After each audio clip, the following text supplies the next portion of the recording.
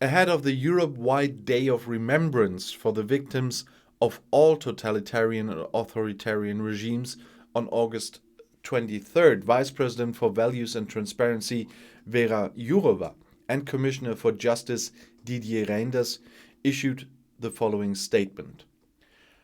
Over 80 years ago, on August 23rd in 1939, the Molotov-Ribbentrop Pact was signed between Germany and the Soviet Union just before the Second World War broke out.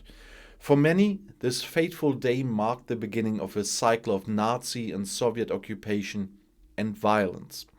On this day, we pay tribute to those who fell victim to totalitarian regimes in Europe and those who fought against such regimes. We recognize the suffering of all the victims and their families, as well as the lasting effect that this traumatic experience left on the following generations of Europeans. Let us work together so that our shared past makes us stronger for the shared future and does not drive us apart. Freedom from totalitarianism and authoritarianism is not a given. It is something we need to stand up for every day anew. It is at the heart of the European ideal. Together with the rule of law and democracy, this freedom is at the core of the European treaties we all have signed. We must continue to stand united for these fundamental European values.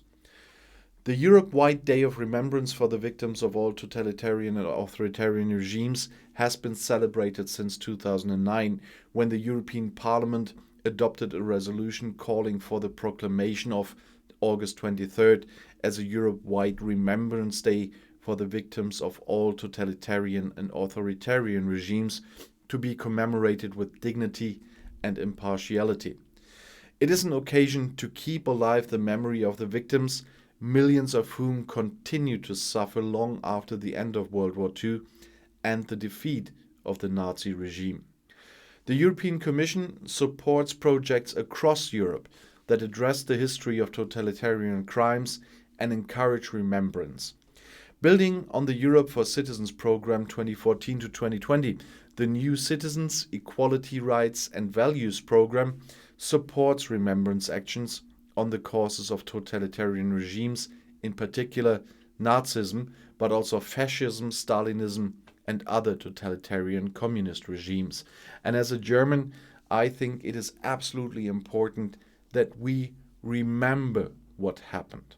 And we are, today's generation, of course, because it's a topic brought up again over and over again, is not responsible for what happened there, but we are responsible not to let that happen again. I'll see you in my next video. Bis gleich.